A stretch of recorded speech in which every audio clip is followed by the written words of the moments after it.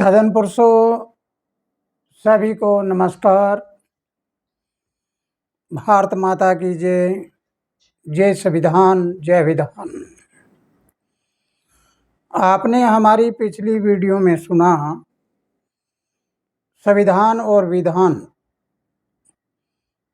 प्राकृतिक नियम के अनुसार चलना विधान होता है और संसार से पूरा अनुभव करके बनाया हुआ नियम जो प्राकृतिक नियम के अनुसार बनाया गया है उसका नाम है संविधान।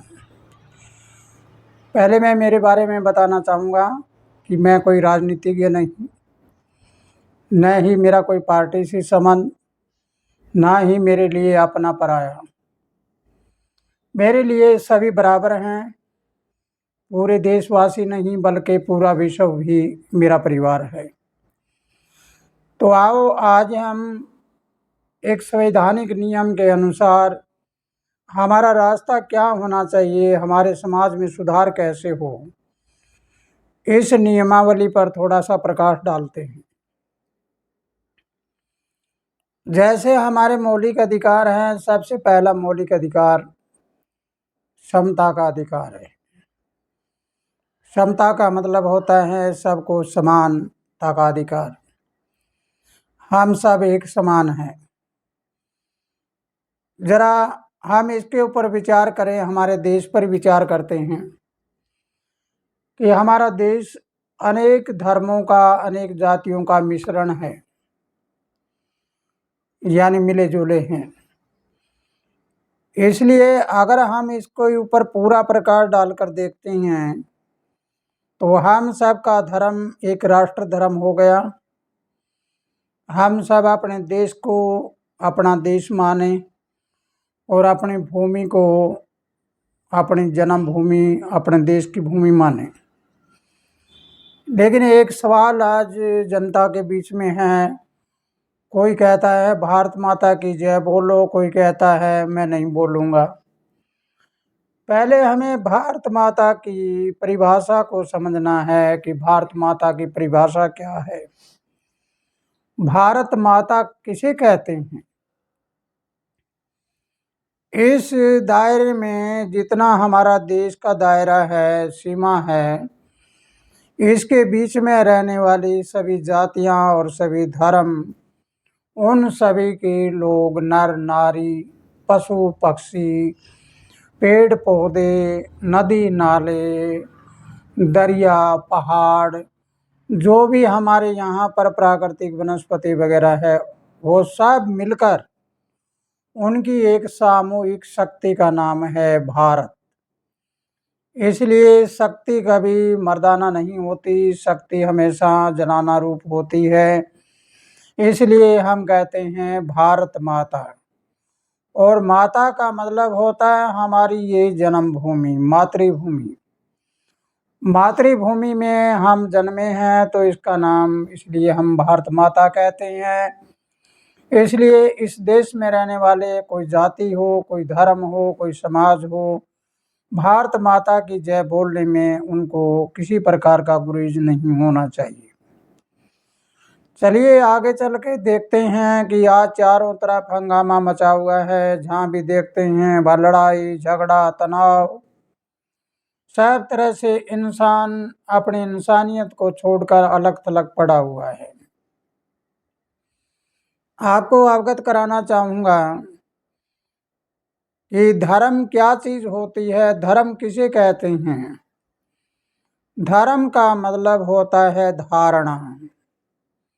जिस चीज़ को मैंने धारण कर लिया, मैंने धारण कर लिया मेरे देश के धर्म को, तो जहाँ जिक्र आता है भारत माता का, इसमें रहने वाले न किसी जाति के हैं, न धर्म के हैं, न समाज के हैं, हम सब भारतीय हैं। हम सब देशवासी केवल भारतीय हैं। लेकिन इससे अगले चरण में अगर हम भिन्न भिन्न धर्मों का जिक्र करते हैं तो हमें पता लगता है कि जिस धर्म में, एक ही धर्म में अनेकों अनेकों जातियां हो, एक ही धर्म में उन जातियों में भ्रांति हो, उनमें छोटा और बड़ापन हो, और एक धर्म के ही लोग एक धर्म को टारगेट करते हों, अर्थात उनका शोषण करते हों, तो जरा सोचिए वो धर्म नहीं अधर्म हो रहा है। कहने का भावार्थ आपको समझ आई होगी कि एक ही धर्म के लोग, चाहे कोई धर्म हो, उस धर्म के लोग उसी धर्म के लोग का शोषण करते हैं, तो फिर वो धर्म नहीं, वो अधर्म का रूप ले लेता है। वो मेरी धारणा केवल मेरे अपने स्वार्थ के लिए है। तो आइए इसके ऊपर आज थोड़ा सा प्रकाश डालते हैं। मेरी बात को बड़े गौर से सुनना है, और सुनने के बाद अगर आपको समझ आ जाए तो आपका समाज परिवर्तन हो जाएगा, बदल जाएगा, और समाज से कुरीतियाँ हैं वो समाप्त हो जाएगी, और धर्म में कुरीतियाँ हैं वो भी समाप्त हो जाएगी। आज देश के हर समाज के लोग अपने ही समाज के लोगों का शोषण कर रहे हैं, जबकि हमारा संविधान इजाज़त देता है कि संविधान में लिखा है कि शोषण के विरुद्ध आवाज़ उठाना हमारा अधिकार है, और हमें समता का अधिकार है। अब उधर देखते हैं तो एक ही धर्म में अनेकों जातियां, और अनेकों जातियों में किसी का शोषण कर रहे हैं, तो समता का अधिकार है? समता का अधिकार नहीं, ये संवैधानिक नियम के विरुद्ध है। फिर सवाल आ जाता है, कोई गरीब है, कोई अमीर है, कोई अनेक अनेक कार्य करते होंगे, लेकिन याद करो जेल में जो इस इंसान की जेल बनी हो, किसी कर्म में जेल हो गई हो, तो उस कारावास में जब वो इंसान जाता है तो उसको रोटी, कपड़ा और मकान, तीन चीज़ तो उसको मिलती है। इस प्रकार हम ये बात मान लें कि गरीबी है और है, जो भी छोटा बड़ा है ये कुदरत ने बनाया है अपने कर्म के अनुसार, लेकिन मानव होने के कारण हमें मानवता के आधार पर हमें जैसे जेली को रोटी, कपड़ा, मकान देते हैं, इस प्रकार एक इंसान जो मुख्य रूप से हो, उनका ये अधिकार बनता है कि उनको वो रोटी, कपड़ा, मकान, तीन चीज़ मुहैया कराए। इस प्रकार समाज के लोग जो समाज का शोषण कर रहे हैं, उनके ऊपर हमें गहरा प्रकाश डालकर देखना है कि वो कैसे कर रहे हैं। एक इंसान अपनी कुर्सी के लिए भागा दौड़ करता फिर रहा है, और तीन प्रकार के लोग होते हैं, चार चलता फिरता, दूसरा दो भाषी, और तीसरा होता है सथिर। मेरी बात का कोई बुरा मत मानना, अगर कोई मेरी इस वार्तालाप से, मेरी इस बातचीत से या मेरे इन बातों से किसी की भावना को ठेस पहुँचे तो वो मुझे पागल, मूर्ख, अज्ञान समझकर माफ़ करना। मैं एक संत महात्मा के चोले में हूँ, इसलिए सत्य कहना है वो मेरा फर्ज बनता है, शिक्षा देना मेरा फर्ज बनता है। कोई इसको माने या ना माने वो उसकी मर्जी है। सारे इंसान एक पार्टी में गया, दूसरी में गया, तीसरी में गया, चौथी में गया, फिर वापस आया, फिर चलता फिरता रहता है। आप सोचिए जो अपनी कुर्सी के चारों चक्कर काटते हैं तो उनके कभी दिन होता है, कभी रात होती है। जैसे धरती सूर्य के चारों तरफ चक्कर काटती है, कभी सीजन भी बदलते हैं, कभी सर्दी, कभी गर्मी, कभी पतझड़, कभी बसंत, ऐसे आते रहते हैं, और अपने कक्ष के चारों तरफ घूमती है तो दिन और रात बनते हैं। लेकिन सूर्य अपनी जगह पर स्थिर है। एक इंसान सूर्य जैसा है, दूसरा इंसान चंद्रमा जैसा है, एक चर है, वो चलता फिरता रहता है, और एक इंसान है वो दो भाषी है। जैसे कभी दिन हुआ तो कभी रात हुआ, कभी दिन हुआ कभी रात हुआ। तो सज्जन पुरुषों, मेरी बात को बड़े गौर से समझना है। अगर आपको ये बात समझ आ जाती है तो आपका हर रास्ता अपने आप ही दिखना शुरू हो जाएगा। एक नेता चर है, वो चलता फिरता है, वो बार बार पार्टियां बदलता है। दूसरा दो भाषी हैं, एक बार कुछ कह देता है, एक बार कुछ कह देता है। अब इन दो चरणों के बारे में आपको सोचना है कि ये समाज में क्या करते हैं। समाज के लोग इनके पीछे हो जाएं, वो जहाँ पर जाता है उनके पीछे चले जाएं, लेकिन समाज के लोगों को पता नहीं कि तुम्हारा शोषण हो रहा है। इसलिए आपको सोचना है कि जब रेलगाड़ी में कोई मुसाफिर चढ़ता है तो वो यहाँ से वो हिसार गया, हिसार से दूसरी गाड़ी बदल ली, और बदलने के बाद अगर वो दिल्ली गया है तो दिल्ली से अगली गाड़ी बदल ली, और आगे गया वहाँ से आगे गाड़ी बदल ली, लेकिन मुसाफिर मुसाफिर तो वही है। अगर मुसाफिर में कोई कमी है तो मुसाफिर तो वही है, वो गाड़ी बदलता है, गाड़ी बदलने से कुछ बनेगा नहीं। विचारधारा तो एक इंसान की खुद की अपनी होती है, चाहे वो कोई सी पार्टी में होता है, चाहे कहीं पे होता है, विचारधारा खुद की अपनी होती है।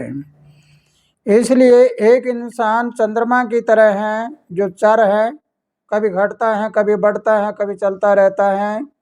एक इंसान धरती की तरह है जो गिर्द घूमती है, तो घूमते घूमते कभी दिन होता है, कभी रात होता है, दो भाषी होता है वो।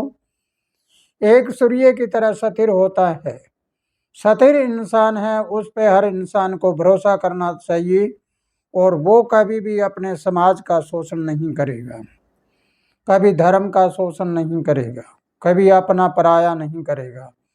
उसका कार्य है केवल सूर्य जैसे हमें लाइट देता है। सूर्य सारा दिन तप कर शाम के समय चला जाता है पश्चिम में छिपने के लिए, यानी धरती के दूसरी तरफ चला जाता है। जाते वक्त सूर्य कभी आपको कहता है कि मैंने सारा दिन आपको रोशनी दी, सारा दिन धूप दी और मैं अब जा रहा हूँ, आपने मेरा कुछ नहीं किया, मेरा ये नहीं किया, नहीं, वो नहीं करता। लेकिन सज्जन पुरुषों, अगर ये बात आपको समझ आई है तो अगर समाज को सुधारना है और देश को सुधारना है तो स्थिरता को पकड़िए। जो लोग स्थिर होते हैं वो हमेशा एक ही भाषा बोलेंगे, उनका कार्य केवल एक ही होता है, समाज को सुधारना, जनता को सुधारना, जनता में अच्छे कार्य करना, और हर कार्य के ऊपर अपना कैमरा लगाए रखना। और बाकी कैमरे लगते हैं अपनी अपनी कुर्सियों पर। तो इस प्रकार अगर आपने ये बात सारी समझ ली है तो हमारा संविधान क्या कहता है। संविधान क्या कहता है, देश का राजा कौन है। देश का राजा है संविधान, संविधान से चलता है। और हमारा ये शरीर वाला, ये हमारी देह रूपी ये देश है, इसको कौन चलाता है, इसको प्रकृति चलाती है। हमारा राजा कौन है, प्रकृति। इधर प्रकृति हमारी राजा है, वो विधान है। उस विधान के खिलाफ अगर जाएंगे तो हम लंबे समय तक जीवित भी नहीं रहेंगे और कोई अच्छी सुविधा भी प्राप्त नहीं कर पाएंगे। तो इसलिए अगर ये बात आपको पूरी समझ आ जाती है तो इस बात को गौर से समझ कर चलना है कि विधान तुम प्रकृति के नियम से चलो और संविधान तुम संविधान के नियम से चलो। लेकिन एक बात और बता देता हूँ कि प्रकृति हमारे ऊपर राजा है और हमें उसके नियम पर चलना पड़ता है। अगर हम प्रकृति को यूं कह दें कि आप ऐसा कर ले, नहीं करते। इस संविधान के ऊपर की बात आ जाती है तो संविधान यहाँ का राज करता है। संविधान है प्रजातंत्र, और प्रजातांत्रिक व्यवस्था जो होती है उसमें राजा है जनता, पब्लिक सारी है वो राजा है। और राजा बनाए हुए जो राजा होते हैं वो राजा अगर जनता के ऊपर कोई अत्याचार करने लग जाए तो ये डोर पब्लिक के हाथ में होती है। और अगर हमारे राजा प्रकृति वाला राजा है, हम उसके खिलाफ चले जाएं तो वो भी हमारे ऊपर कार्रवाई करती है। यानी कहने का भावार्थ, ऊपर प्रकृति है, वो हमारे ऊपर राजा है, हमें उसके अंडर में रहना पड़ेगा। लेकिन इस संविधान के अनुसार राजा है वो जनता के अंडर में है, जनता कहेगी वो करना पड़ेगा। अब इन दोनों बातों को समझना आपका काम है कि आप समझें कि विधान और संविधान दोनों को अगर मिलाएं तो एक राजा सर्वश्रेष्ठ है, वो तो हमारा राजा है, उसका कहना हमें मानना ही पड़ेगा। और संविधान वाला जो राजा है, ये संविधान पब्लिक का है, जनता का है, जनता जैसा करेगी वैसा होता है। तो इसलिए सज्जन पुरुषों, अगर ये बात आपको समझ आई है तो इस बात को जरूर याद रखना। कोई भी चीज देते हैं आप, जैसे आपने किसी को नेता ही बना लिया, उदाहरण के तौर पे नेता बना लिया, उस नेता की क्षमता अगर थोड़ी है, छोटी है, तो वो छोटी क्षमता में उतना ही लेकर अपना अपना समीरी करेगा, आगे नहीं बढ़ेगा। अगर उसकी क्षमता को जांच करना है तो आप एक नल के नीचे बाल्टी रख दीजिए और बाल्टी में टूटी खोलकर पानी चला दीजिए। पानी चलाने के बाद बाल्टी भरने के बाद देखना क्या होता है, बाल्टी का पानी बाहर आने लग जाएगा। इस प्रकार क्षमता से ज़्यादा जिस इंसान को जो चीज़ मिल जाए तो वो बाहर बिखरने लगती है। तो बाहर बिखरी हुई चीज़ किसके काम आएगी? वो किसी के काम नहीं आती। इस प्रकार अगर विधान और संविधान को समझते हैं तो आप अपने आप को बदलिए, सब कुछ बदल जाएगा। और तुम सबको अच्छी शिक्षा देकर भाईचारा कायम करो। और इस बात को ज़रूर याद रखो, एक समाज में एक समाज का लोग शोषण कर रहा है, एक धर्म में एक धर्म का आदमी वो भी शोषण कर रहा है, एक दूसरे पे को पिंच कर रहे हैं। मैं अगली वीडियो में आपको बताऊंगा कि पिंच होने का कारण क्या होता है, हमारी क्षमता घटी कैसे और हम बढ़ाएं कैसे। इसी के साथ जय संविधान, जय विधान।